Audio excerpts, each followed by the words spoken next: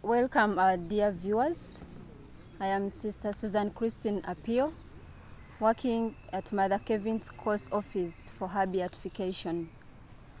Today, we are sharing on the transition of the Little Sisters of St. Francis from Nsambya to Nkokonjero. You're most welcome.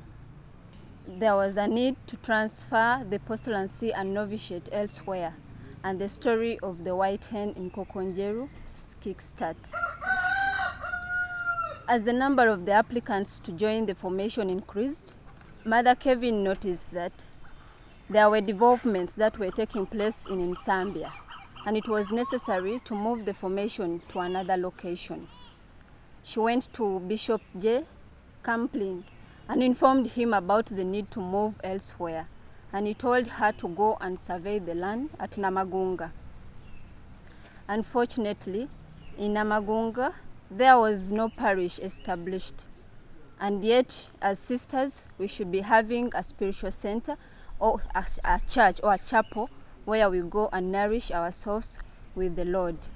So Mother Kevin opted to go where there was a parish or a church.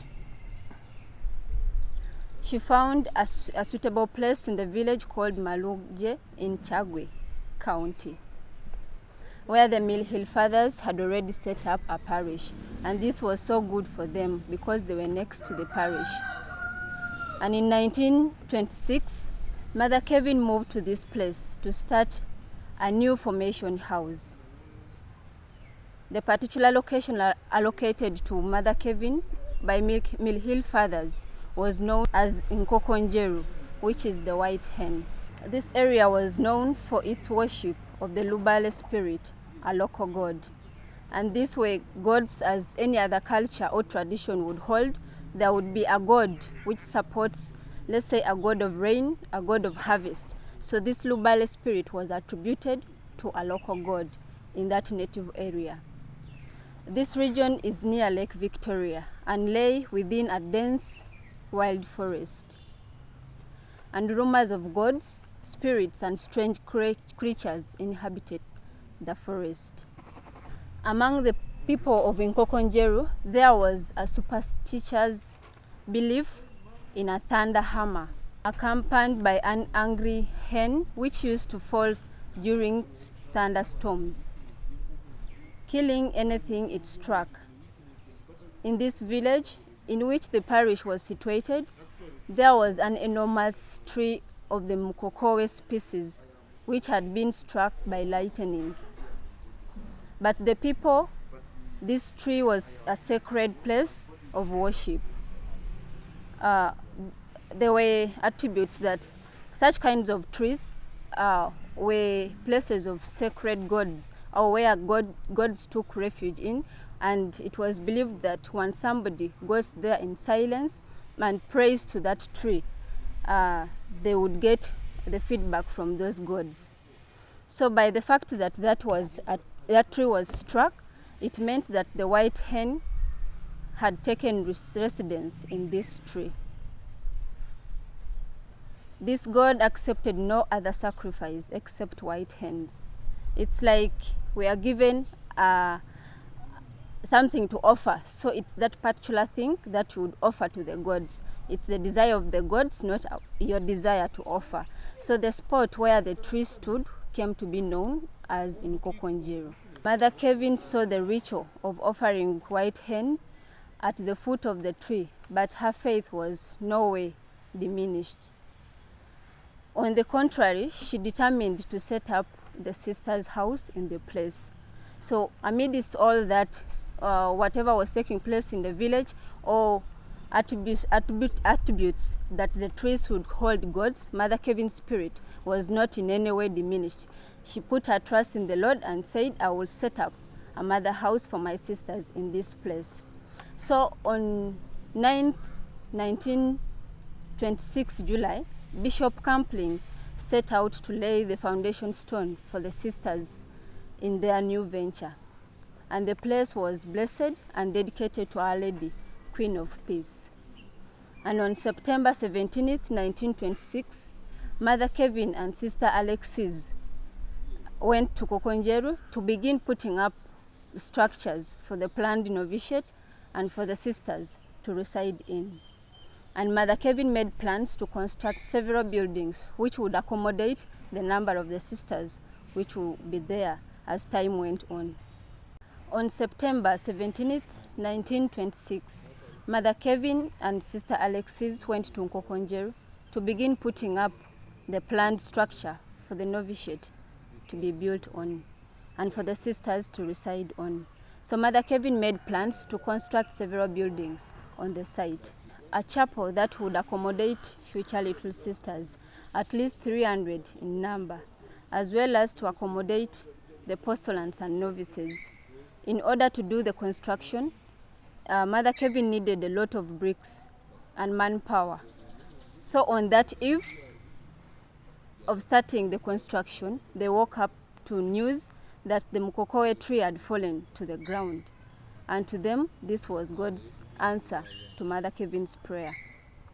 And for Mother Kevin, this was divine providence because God had provided her wood for burning the bricks for constructing the chapel. So crowds of curious natives rushed to the site to see really this fallen tree.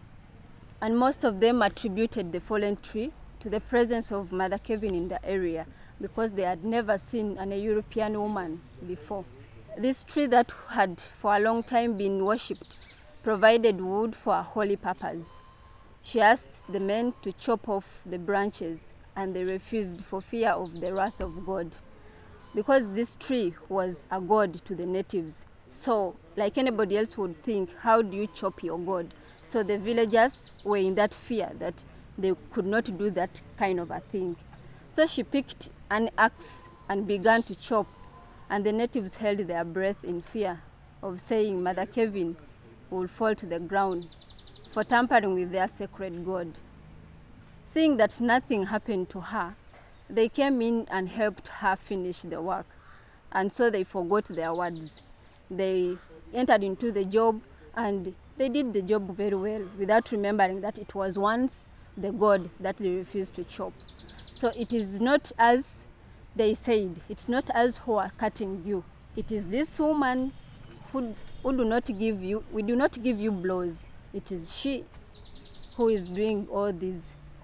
Finally, the whole tree was chopped and the wood used for making the bricks. And the chapel was constructed and it still stands to this day because it was built with the expertise of Father Mark Ebbs and Father Brewer of the Mill Hill Fathers who were already present in Nkokonjeru Parish. And these were all Mill Hill missionary priests or fathers who by mission were working in Africa. And in collaboration with Mother Kevin, we worked together. Mother Kevin chose to walk with God in this whole story. And in the end, she triumphed. Mother Kevin was a very courageous woman that amidst all maybe the scarecrows, the fears the villagers had, for her she kept her faith and she said, God is with me, I will do all with the God who helps me. Mother Kevin settled here and through her activities, she turned the place into a God-fearing place. The name now Nkokonjeru Sisters, as we are called today, when you move in the streets, we are known as Nkokonjeru Sisters. It has become so famous and it has replaced the sacrificial white hens. So let us look at the exodus to Nkokonjeru. From February to March 1927, one group at a time moved from Nsambia to Nkokonjeru to take up their residences there. Why did they move in small numbers? Because the accommodation which was put up there would accommodate little numbers. So we could move from a number to a number. And therefore, the novitiate period lasted 2 years, from August 1926 to August 1928. At the close of these 2 years, one novice at a time was examined canonically by a bishop to determine if each one of them was ready to make her first commitment. A canonical approval by a bishop means that this person is eligible for whatever she's going to take on.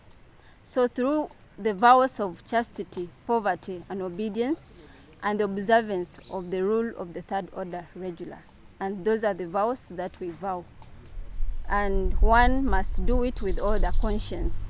And that's why one is given time to look through herself and agree to these 3 evangelical councils. On August 8, 1928, the 8 novices made their temporal vows at a colorful Eucharistic celebration which took place in Kokonjeru Parish Church, since the Sisters' Chapel was not yet completed. The Institute of the Little Sisters of St. Francis was first named the Little Black African Sisters of the Third Order Regular.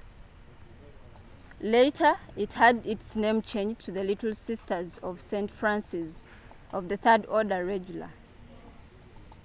Although the institute was founded in 1923, it was not recognized as a canonically instituted religious foundation. By 1959, the decree was issued on January 10, 1959. Since the Little Sisters of St. Francis Institute was under the jurisdiction of the Right Reverend Bishop Biermans of the then Kampala Diocese of the Upper Nile Vicariate, it was established as one of the diocesan right. Diocesan right may mean that it's established officially by a local bishop, a bishop of the time and a bishop of the area. So therefore, it was important to note that while it was Mother Kevin who initiated the founding of the institute, after a request placed by the first 8 African girls, she did so with the full knowledge of the Bishop of the Diocese of Kampala, and with his full involvement in following up the legal implications of setting up a religious institute in the diocese. In the bishop's decree, he states the following: there were 3 set-up aims for which the institute was being established. Firstly, the sanctification of the sisters by means of observance of the 3 religious vows, which we talked on earlier on: the vow of obedience, poverty, and chastity.